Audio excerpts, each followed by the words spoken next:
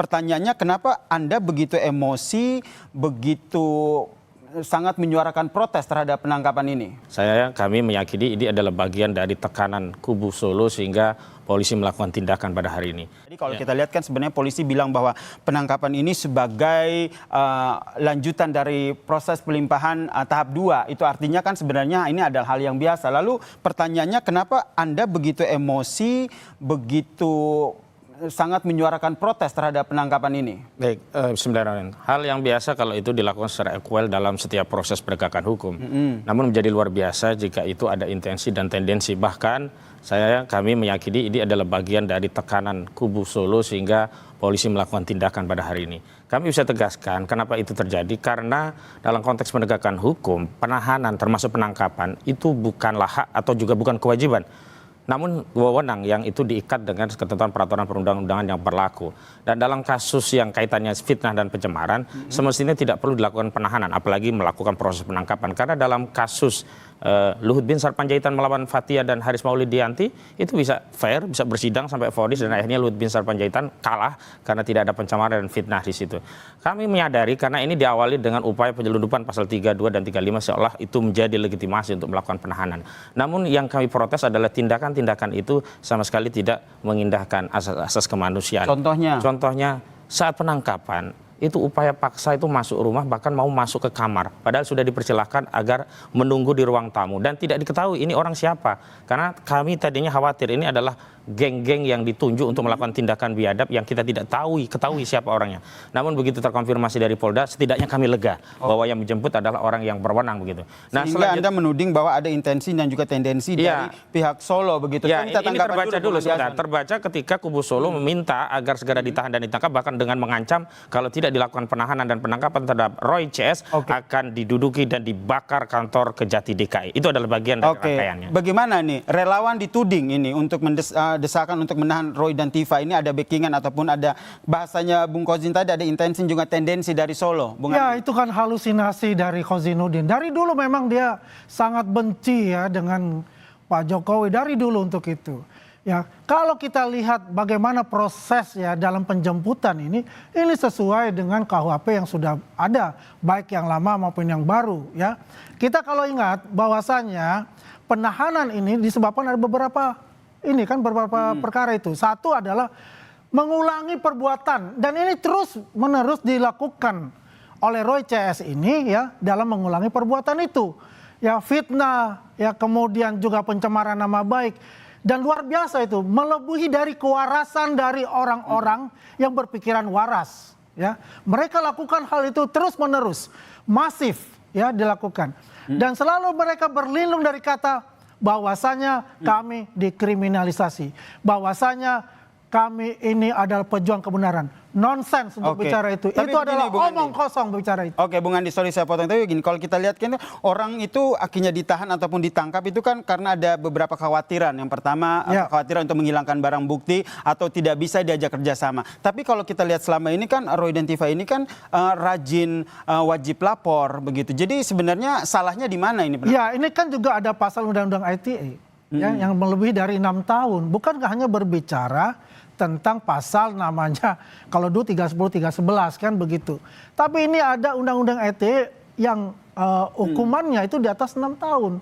Ya, wajar kalau itu ditahan karena juga selama ini 1 tahun penuh itu selalu digalang ya opini-opini maupun asumsi-asumsi yang sangat sesat yang membuat masyarakat yang tidak mengetahui ini akhirnya merasa ada sesuatu ya yang bergejolak menjadi bola salju. Ini berbahaya untuk dalam kehidupan berbangsa dan bernegara kita. Sehingga Anda mendesak untuk Polda Metro Jaya melakukan penahanan terhadap Roy dan juga Tifa. Kalau Bung Kozin sendiri melihat seperti apa? Pasal ITE jadi salah satu menjadi konfirmasi bahwa ini menjadi konfirmasi bahwa hukum tajam ke pengkritik Jokowi tapi tumpul ke kubu Jokowi. Termul-termul aman dari hukum. Buktinya ada Sylvester Matutina dan Rasman yang sudah jelas ingkrah. Kewajiban hukum untuk menangkap dan menahan tentu lebih relevan kepada orang yang sudah diputuskan secara inkrah dalam sebuah persidangan. Sementara ini kan baru tersangka. Dan lagi-lagi Bung Andi ini kan sok menjadi polisi. Kan rilis dari Polda tadi tidak seperti kita lihat itu. aja, Alasannya dari itu dulu bukan berkata karena adanya kekhawatiran melarikan diri, ini menghilangkan adalah barang bukti, KUHP atau Solo. mengulangi Karena perbuatan kebencian lagi. Anda itu ada Tetapi di sana. ini bagian dari proses. Bagian dari proses untuk tahap 2 yang dimana penyidik harus menyerahkan barang bukti dan tersangka. Itu alasan dari penyidik. Makanya Bung Andi ini terlalu maju seolah-olah dia menjadi penyidik. Konferensi persnya bisa dilihat lagi kok tadi di Polda. Namun saya pun tetap mengkritik kalau persoalannya hanya tahap 2, bukan karena kekhawatiran melarikan diri, menghilangkan barang bukti atau mengulangi tanda lain. Tahap 2 untuk penyerahan ke jaksa begitu. Bukankah bisa diawali dengan melakukan pemanggilan, tidak kemudian melakukan tindakan penangkapan langsung? Toh kami juga sudah kooperatif. Ya, Anda dan tadi bukan ada penyidik. kontestasi. Misalnya ya tadi mau dipakaikan dipanggil atau tahanan ditangkap itu di tempat sebentar. Anda Saya tadi tidak mengintersep Anda. Anda tidak menghadap sama dengan Jokowi, saudara. Dan saya benci dengan Jokowi karena orang-orang seperti Anda. Tidak punya adab, pembohong. Saya ingatkan Bung Andi, Bung Gojin, kita sedang live report, live siaran langsung. Jangan memberikan edukasi yang jelek terhadap pemirsa Kompas TV, oke? Saya menghormati, makanya saya akan menjelaskan. Oke, saya sekarang kan Bung Andi. Bung Andi, bagaimana Anda menanggapi soal ketidakadilan dalam proses hukum yang dilakukan soal penangkapan ini, termasuk soal Rasman dan juga Sylvester yang sudah inkrah tapi belum ditangkap? Jadi kita harus memisahkan. Kita fokus kepada yang namanya ijazah asli Pak Jokowi yang dituduh palsu, sekarang sudah masuk tahap 2 nantinya, karena sudah ada penangkapan untuk itu. Apa yang dilakukan oleh Polda Metro Jaya ini sangat luar biasa dengan penuh kehatian, 1 tahun penuh untuk itu. Ya, apapun semua yang diminta oleh mereka itu diakomodir oleh Polda Metro Jaya. Dan apakah kita frontal untuk melakukan hal sesuatu itu? Tidak. Kita menunggu semua karena kita semuanya ada taat hukum untuk itu. Dan proses ini adalah etapa terakhir yang telah dilakukan oleh para penyidik Polda Metro Jaya yang sebentar lagi akan diserahkan kepada kejaksaan. Selesai tugas dari Polda Metro Jaya untuk itu. Yang sebetulnya yang harus dihadapi adalah persiapkan diri Anda dalam nanti di pengadilan. Challenge kita punya yang namanya barang bukti dengan barang bukti Anda. Karena saya yakin mereka itu tidak mempunyai barang bukti sama sekali. Itu jelas. Oke, kita karena tanyakan selama ini kepada tidak Bung pernah Gojin, ya? ada ditunjukkan kepada kita. Ini barang bukti kita. Semuanya itu adalah fotokopi. Tanggapannya Bung Gojin? Yang pertama, Bung Andi ini kan nggak punya legal standing. Jadi kalau dia mau bicara hukum lebih lanjut, pertama dia harus perbaiki punya legal standing nggak dalam perkara ini. Yang kedua, bicara legal kalau kita standing. sebentar, Anda bisa bicara legal standing untuk itu.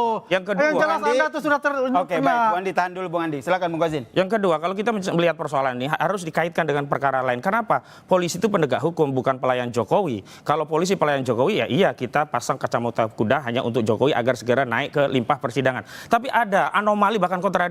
Ada kasus Firly Bahuri yang sudah bertahun-tahun dan sampai hari ini tidak pernah wajib lapor, statusnya masih tersangka, tidak pernah ditangkap, tidak pernah juga dipersidangkan. Ada Sylvester Matutina yang sudah inkrah, ada Rasman Arif Nasution yang sudah inkrah. Kita bicara tentang hukum untuk keadilan seluruh rakyat, bukan sekedar hukum untuk melayani Joko Widodo. Kalau konteksnya demikian, maka hukum ini hanya untuk melayani Joko Widodo. Kenapa? Dalam kasus-kasus yang lain tidak diterapkan seperti itu, seperti kasusnya Luhut Bin Sarpanjaitan. Tapi kenapa dalam kasus Joko Widodo ini dilakukan penangkapan dan tadi sedang ada upaya untuk menjatuhkan marwah klien kami dengan dipakaikan baju tahanan. Kami tadi protes dan akhirnya tidak dipakaikan. Dan yang kedua, mau dibawa ke rumah sakit Keramat Jati. Padahal prosedurnya tidak harus ke rumah sakit Keramat Jati karena ada kesehatan yang ada di Polda dan itu bisa dilakukan di situ. Kalau itu alasannya adalah cek kesehatan. Dan ini adalah bagian dari kontestasi yang mempermalukan klien kami dan ini semua tidak lepas dari intensi dan atensi kubu Joko Widodo. Anda menolak untuk Roy dan juga Tifa dilakukan pemeriksaan kesehatan karena lebih kepada itu ya? Iya.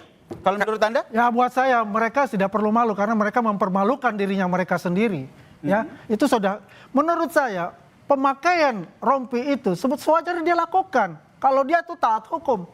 Tidak ada yang namanya di mata hukum bahwa dia istimewa.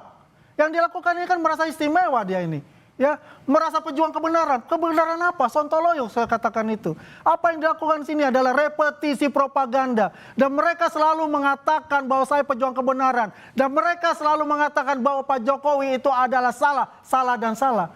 Ya, tetapi kenyataannya sekarang bahwasanya hukum telah tegak berdiri, bahwasanya mereka yang selalu mengatakan kami kebal hukum, di sini dibuktikan bahwasanya Polda Metro Jaya sudah menegakkan yang namanya hukum di atas semua. Oke, hukum di atas semua tadi juga